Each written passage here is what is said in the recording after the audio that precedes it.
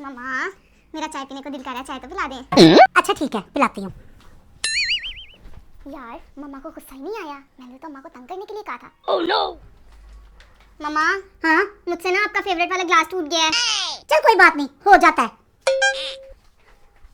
यार अम्मा को गुस्सा ही नहीं आ रहा। अब तो पक्का मम्मा को ना गुस्सा आएगा ही आएगा। अम्मी जी ये कपड़े तो इस्त्री कर दो। अच्छा याल्ला ये क्या मुआवजा हो रहा है। बेटा, चाय और कॉफी पीने के बाद ना ब्रश करते हैं, ब्रश कर लेना। अच्छा मम्मा। यार मम्मा एक बात तो बताओ। हाँ पूछो। मम्मा मैं आज सुबह से आपको इतना तंग कर रही हूँ, आपको गुस्सा ही नहीं आ रहा है? आ रहा है। तो फिर आप गुस्सा कैसे कंट्रोल कर रही हो? टॉयलेट साफ कर करके। तो टॉयलेट का मेरे गुस्से से क्या कनेक्शन? क्योंकि मैं तेरे ब्रश से साफ कर रही हूँ।